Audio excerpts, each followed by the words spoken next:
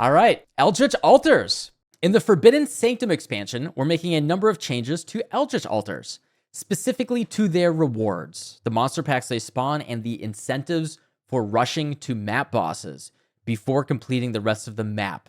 Yeah. In addition, we're adding a chance for Maven Witness map bosses to drop an Awakened Gem, inclusive of the Awakened Gems that are typically exclusive to Maven herself. The overarching aim of these changes is to try to reach a point where the choice between running Maven Witness maps or Eldritch Influence maps is closer in value, while still retaining the gameplay feeling you've come to expect from Eldritch Altars. Awakened Gems being way more common, that's interesting. Most of them are already really cheap. That's pretty interesting. Yeah, and like it'll drop Maven only Awakened Gems, right? Yeah, I mean, Maven Influence right now is just the wrong choice. Every single time, it's the wrong choice. Altars no longer offer some reward types like gems, influenced items, unique items, or maps. Okay, like basically the bad ones, except for maps. Maps are good. The basic currency reward has been split up into specific ones like Vol Orbs or basic currency items. Really?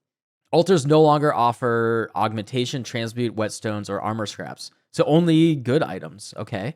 Currency drop weights are still adhered to for those rewards. So with the removal of basic rewards, you'll see good currency a lot more often. Scarabs and div cards have been split up. So it's going to be diluted, right?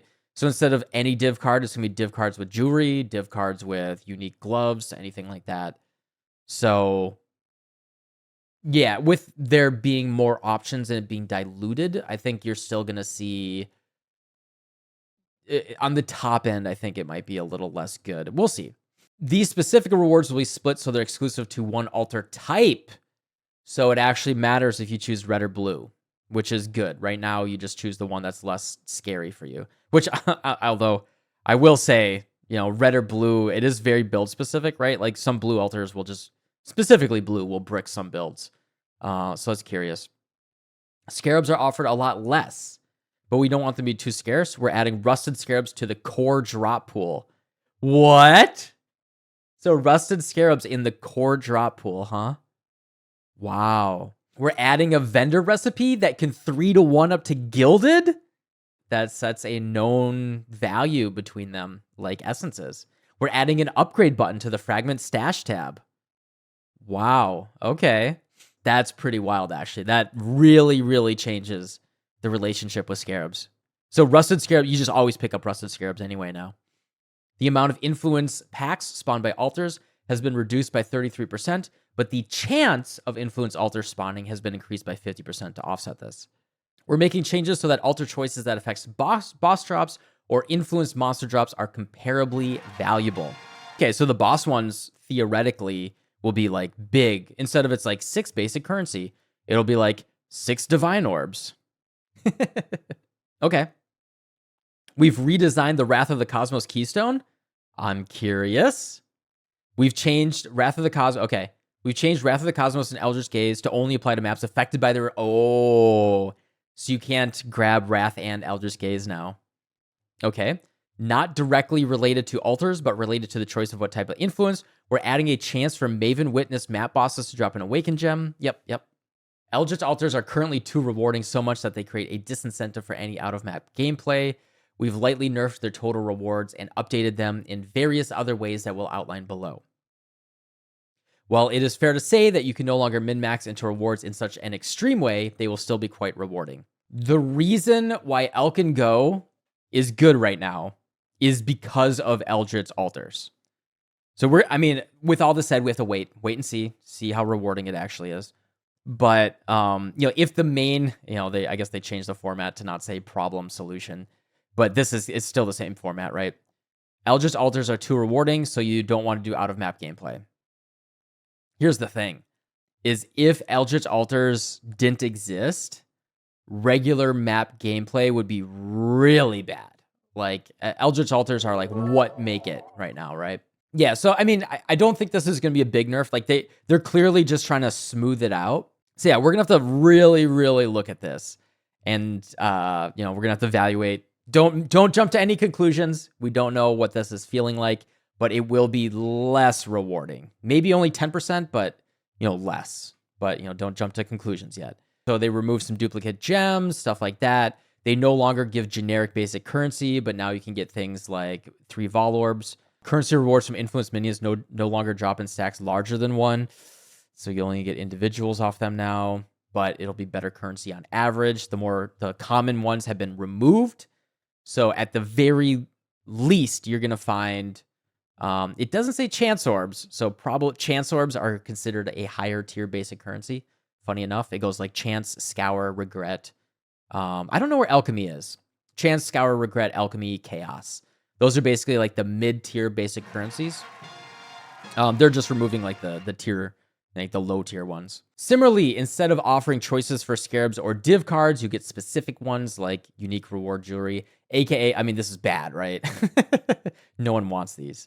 So, instead of having a chance to always get something good, now, one of these options will be always get something bad. So just be careful about that. These specific currency, scarab, and div card rewards will be split, so they're exclusive to one type.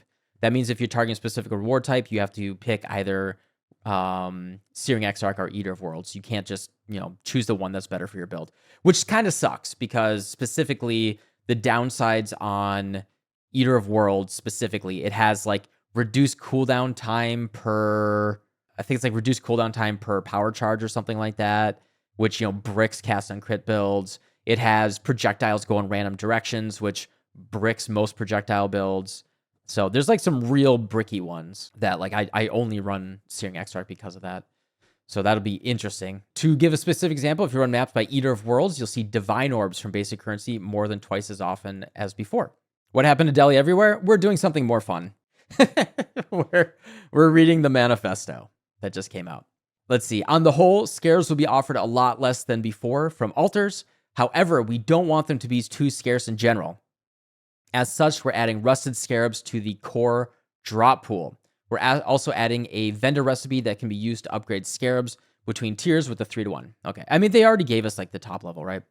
So boss rushing. Currently, players have an incentive to skip past all regular map monsters and kill the map boss first. The motivation is so the altars only give you the non-map rewards. We are making a few numerical changes so that the choices that affect boss drops are more comparable in value, though boss drops should be slightly better. Okay, we'll see if that shakes out. That would be very good news. The amount of influence packs has been reduced by 1/3, but the chance has been increased by half to offset this a little bit. Previously, it would always spawn exactly 60 packs. Now spawn somewhere between 20 and 60. It's a large enough variance that the difference should be notable. It should also encourage more decision-making around altars. For example, if you think it may be a 20 pack mop, you may be more inclined to pick more map boss modifiers. While we're working on this, we took the opportunity to change the pack spawning behavior so that giving area will only have 3 different types of monster packs. That doesn't matter. So here's what I'm reading. People don't read, right? Players don't read. I'm not going to read. I'm not going to be intuiting whether it's a 20 or 60 pack map. Never, right? Like, oh, there's fewer monsters coming out of this first altar. Okay, I'm not going to pick, monsters. I'm always going to pick the one that has the better reward. And so, yeah, my instinct here is that if map boss, the first, I'm already thinking like, what's my strategy going to be, right? Like, if the reward for map bosses is better, what this encourages me to do is to still do a Jungle Valley, or specifically I would do a Mesa, right? Like a Mesa strat, run around the circle really quickly, click all of the map boss rewards, and then run into the map boss and actually skip most of the monsters in the map, right? Just go as fast as possible, only rush the map boss and try to get all the rewards out of that, right? So we'll see, but I am not going to be paying attention if it's a 20 or 60 pack map, right? That's just a layer of like trying to go slow and pay attention to things that no one's ever going to do. All right. The Wrath of the Cosmos Keystone was bullshit. Yeah. It encouraged players to a level of danger that was outside their capability because of how valuable the rewards were. In some cases, it made more sense to die a few times than forego the level of rewards. That is not ideal, to say the least. We have redesigned this keystone. It now only affects altars by Searing Exarch. Each altar now has a 50% chance for an additional upside. Altars with an additional upside will have their downside doubled. The overall risk versus reward is still in place. It's just a lot less intense. Okay. Just to explicitly call a spade, this is a nerf to how much you can scale your rewards from these keystones if you're one of the subset of players who were taking both keystones in the past, which was literally everybody. that didn't mind dying. I mean, to be fair, I usually didn't take Wrath of the Cosmos.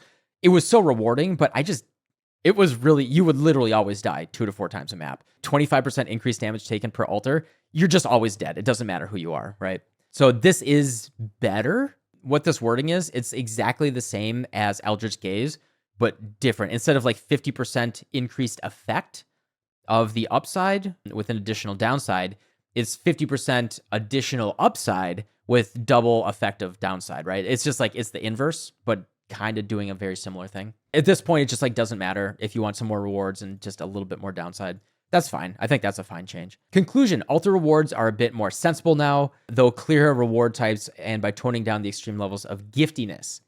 We've worked towards making it so players don't feel compelled to rush straight to map bosses, although I'm now feeling like I might want to even more now, but for a different reason. I guess not straight to the map boss, but basically always clip the map boss altar, and we'll see how it works out. They should still be valuable source of rewards. We'll post the Curse Manifesto next, which we expect to be out at the end of the week. We also indicated that we would post a 5th one with some miscellaneous changes later. Basically, what this feels like, the reason why maps were, I mean, we had the loot goblins, right? But basically, besides the loot goblins, the only rewarding stuff in maps, and the reason why you did maps, and the reason why you didn't do Lake of Kalandra, was it was just always better to focus on Eldritch Altars. And in fact, I made at least 2, maybe 3 Elk and Go videos this league, and they were entirely focused around your altars primarily and selling your Eldritch currency, and just like what you got from clicking that stuff. It was just the best rewarding thing for doing Elk and Go. And then, as always, you can layer Betrayal or Elven Temple, something like that on top of it for a little bit more profitability. But that would really be your baseline profitability. And now they're smoothing it out. So it's not going to be always better. Like, Lake of Kalandra was pretty rewarding, but like for how annoying it, I mean, the main thing, it just wasn't, in my opinion, not very fun to run. I like the mechanic. I like the puzzle.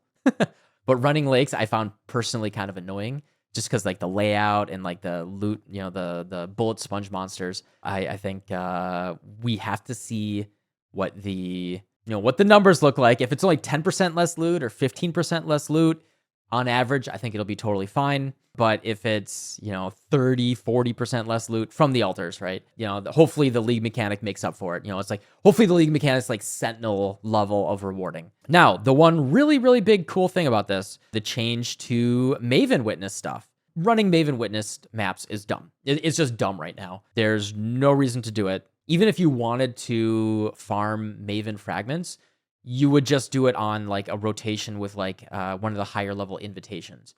You would never do like a 10 boss Maven invitation, right? You would do it like Conquerors, Elder, or Shaper, Guardian, something like that. You would do those. And then you would very quickly farm your Maven Witnesses, or your Maven fragments. But besides that, like just doing like a regular map with Maven Witness, it's just, there's no upside, right? You get no Eldritch Altars, you get no additional currency, maybe better drops from the boss, I assume, because the boss is harder. Huge opportunity cost to not run an Eldritch Altar right now.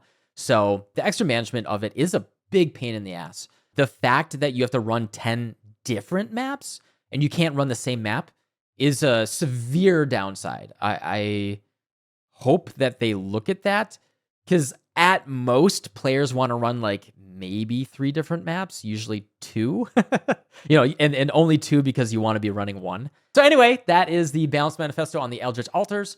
Pretty interesting. I think I'm like lukewarm on this change. I don't think there's anything big exciting about this. There's a couple cool things.